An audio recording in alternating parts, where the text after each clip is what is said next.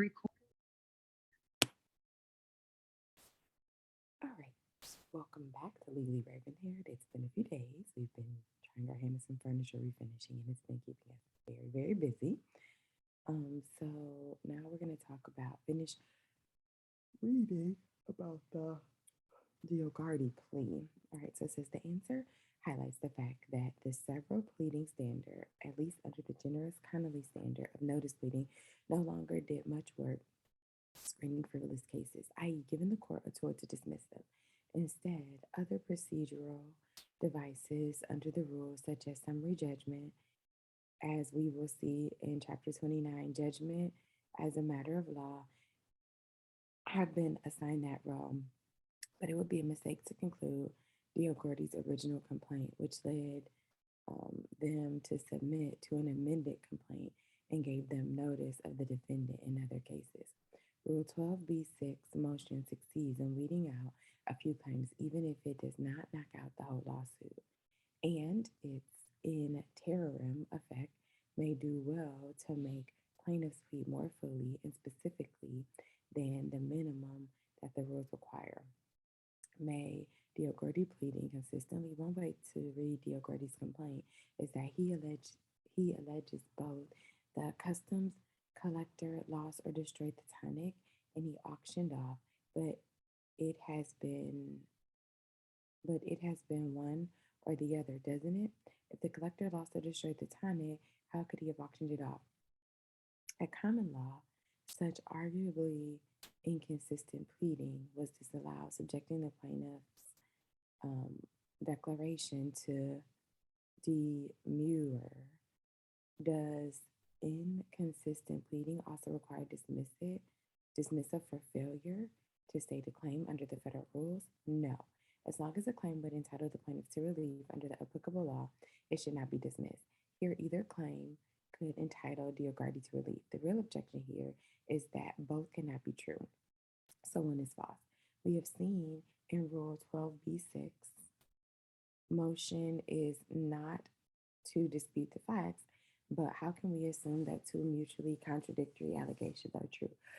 We can if we treat them alternatively. Either the customs collector lost the tonic or he had it but auctioned it off. Diogordi did not say this, but Rule 8D2 expressly permits pleading alternatively or hypothetically and states that if a party makes alternative statements, the pleadings is sufficient if any one of them is sufficient. And Rule 8D3 expressly permits inconsistent claims as long as the pleader reasonably and in good faith believes that either might have evidentiary support. See Federal Rules of Civil Procedure 11b, sitting out care and candor requirements for pleading, which we will discuss in detail in a later chapter. When are the alternative theories impermissible? Suppose plaintiff's spouse, Pierre, was killed in an automobile accident 5 months after he had the last of several drinks at a bar. Plaintiff sues both the other driver for speeding and the bar owner for serving Pierre so many drinks that Pierre was drunk at the time of the accident. Plaintiff also pleads that Pierre was not negligent in causing the accident because his contributory negligence will bar her recovery from the other driver. Under applicable law, a driver who is legally drunk at the time of an accident is contributory negligent per se. When the following is correct in light of Rule 8D, the court may miss the complaint for factual inconsistency. Either Pierre was drunk at the time of the accident or he was not. The complaint is sufficient, but the plaintiff should be sanctioned for lying. The complaint is sufficient, but for trial, the plaintiff must pick which theory the jury is permitted to consider before the case is submitted to jury. The complaint is sufficient, and both theories can be submitted to the jury, but if the jury returns a logical, inconsistent verdict against both the driver and the bar owner, the court must set it aside. The complaint is inconsistent, but the federal court and most, if not all state courts, that is not a basis for dismissal. Rule 8D2 expressly permits pleading in the alternative. The Rule 8D3 expressly permits inconsistent claims at the pleading stage of the lawsuit. Therefore, there is no error. A is correct. B. It is troubling because your intuitive sense of ethics, we hope, should raise a red flag about lying to the court in any form. Yet, it is important to realize that the plaintiff often does not know at the pleading stage which alternative is correct. Pierre's widow wasn't in the accident or at the bar, so she has no personal knowledge of what happened, even though she may have a well founded suspicion that Pierre had one too many on the way home from work. Even if she had learned that he had stopped at the bar for a drink, it is possible that he had one too many and that it is also possible that he left the bar in a sober state. The bartender would know more, and an autopsy might also shed light on the questions. She would truthfully and in good faith plead alternatively in hopes that later discovery of the facts by questioning the bartender or ordering the autopsy report might settle the issue. Some rationale allows the victim of the honey accident to plead claims against two hunters alternatively, the same complaint when she doesn't know which of them fired the shot that hit her. We'll see that role letter requires a reasonable pre-filing inquiry into the facts of the pleader, which may settle these kinds of questions before the pleading is filed. But if the inquiry does not do so, neither ethics nor the federal rules of civil procedure preclude pleading alternatively. B is incorrect. Pierre's widow may develop evidence that Pierre had a few at the defendant's bar, but the evidence may not show how many, or more important, that the bartender knew how many. The evidence, in other words, is unclear as to whether the bartender served Pierre one too many or whether Pierre was sufficiently in command of his senses to be free of contributory negligence in the crash. That is the issue. That is an issue for the jury. Pierre's spouse is entitled to have the dispute submitted to the jury as long as there is enough evidence from which they could find one or the other. So C is not correct either. Of course, whether Pierre's widow would want to submit inconsistent theories to the jury is a tactical question for her and her lawyer. Once the jury deliberates, however, it cannot find both that Pierre had one too many and that he was sober enough to be free of contributory negligence. The jury is charged with deciding factual disputes. It must decide one way or the other. If it decides both, given that legally drunk is negligence per se, under the applicable law, the verdict is internally consistent and can be set aside for a new trial. The technicalities of challenging jury verdicts are complicated and will be taken up in chapter 31.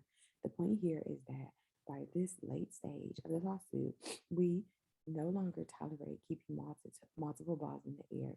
The best answer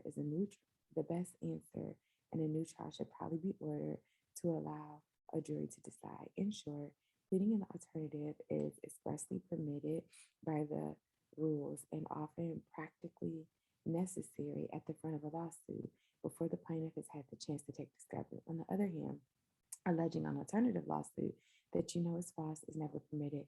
Consider, for example, how answer B would change if Pierre survived the crash and told his lawyer that he got drunk at the bar. 11. Form of pleadings. Suppose the original home-drawn complaint contained only one run-on paragraph and identified no claims. Does this make the complaint vulnerable to 12b6 motion? Rule 10b addresses the form pleading and requires number of paragraphs, each limited as possible to a single set of circumstances. Though it does not require the identification of claims, it urges that each claim should be stated in a separate count. When doing so, will promote clarity. Diagody's original complaint, as described, fills both requirements, although his amended complaint did number the paragraphs. Yet dismissing a complaint that is comprehensible just because it does not number the paragraphs or separate claims would elevate form over substance, resurrecting the kind of technicality that eventually besmirched common law pleading. The drafters of the rule knew this and therefore took pains to stress that pleadings must be constructed so as to do justice. Federal Rules of Civil Procedure 80, small errors of form are unlikely to be fatal. Indeed, it could well be reversible error for a court to penalize the pleader for minor errors. That said, how hard is it to use the right form?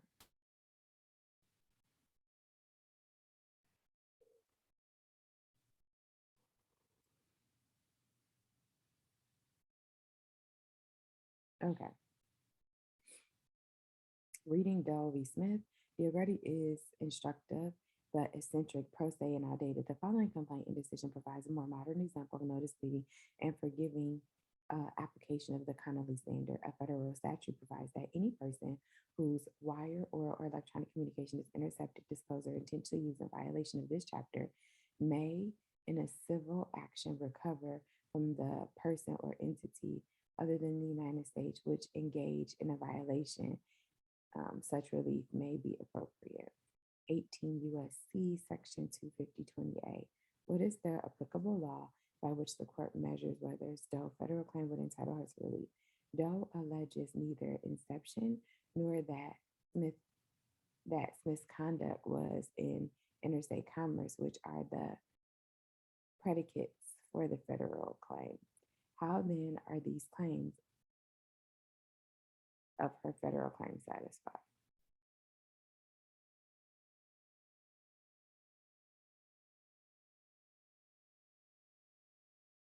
Okay, so we'll be ending there.